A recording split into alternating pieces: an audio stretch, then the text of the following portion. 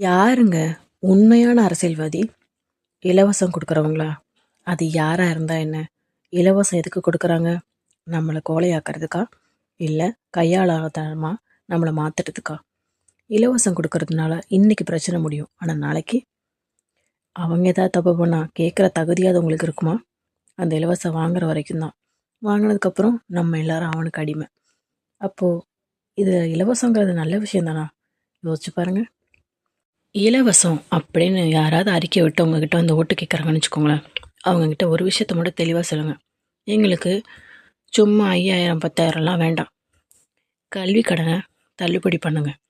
வேலை இல்லாமல் எத்தனையோ பேர் இன்ன வரைக்கும் கஷ்டப்பட்டுட்டு இருக்காங்க. நல்ல படிப்பறிவு இருந்தும் கவர்மெண்ட் எக்ஸாம் நல்லபடியாக எழுதி தேர்வாயும் அவங்களுக்கு வேலை கிடைக்காம ரொம்ப கஷ்டப்பட்டுட்டு இருக்காங்க.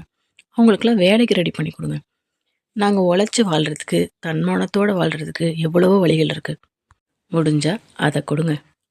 இந்த இலவசம், இந்த 5000 10,000 நகை நட்டு இதெல்லாம் நாங்களே வேலை பார்த்து சம்பாரித்து கம்பீரமாக எங்கள் பைசால வாங்கினச்சின்னு கௌரவமாக வளர்ந்துக்கிறோம் அப்படின்னு எப்போ நீங்கள் சொல்ல ஆரம்பிக்கிறீங்களோ அப்போ மட்டும்தான் உங்கள் லைஃப் மட்டும் இல்லை, உங்கள் பிள்ளைங்களோட எதிர்காலமும் மாற ஆரம்பிச்சிருக்குன்னு அர்த்தம்.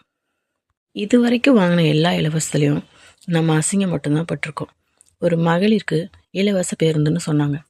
என்ன விதத்தில் அந்த இடத்துல நீங்கள் கௌரவப்பட்டீங்க? ஒரு சீட்டு கூட நீ இலவசமாக தானே போகிற, நான் தொட்டு கொடுத்து போகிறேன்னு சீட்டு கொடுக்க மாட்டாங்க. பஸ் ஸ்டாப்பில் நிப்பாட்ட மாட்டாங்க. இப்படி ஒரு அசிங்கப்பட்டு இந்த இலவசத்தோட வாழ்கிறத விட கம்பீரமாக உழைச்சி வாழலாம்ல.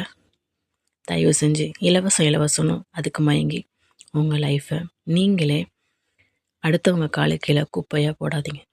இன்றைக்கி ஒரு நாள் செலவுக்கு யூஸ் ஆகுதுல்ல அப்படின்னு யோசிச்சு நீங்கள் வாங்குகிற அந்த இலவசம் தான் உங்கள் லைஃப் மொத்தத்தையும் இன்னொருத்தனுக்கு அடமானம் வச்சு விடுறது. அடமானம் வச்சு அந்த கேவலமான லைஃப் வாழ்ந்து தான் ஆகணுமா என்ன? சிந்திச்சு வாக்களிங்க. இலவசம் இல்லாமல் உங்கள் லைஃப்பை நிஜமாகவே மாத்திரவையவன்னு பார்த்து அவனுக்கு வாக்கு கொடுங்க. அவனால் மட்டும்தான் உங்கள் லைஃப் செஞ்சு கொண்டு வர முடியுமே தவிர இலவசம்னு கூவுறனால உங்கள் லைஃப் எதுவுமே மாற போகிறதில்ல. நாளைக்கு அவன் லைஃப் தான் வேறு லெவலில் மாறும். அதையும் நீங்கள் பார்த்துட்டு முட்டாள் மாதிரி கை தட்டிட்டு நிற்க வேண்டியிருக்கும். சிந்திச்சு வாக்களிங்க.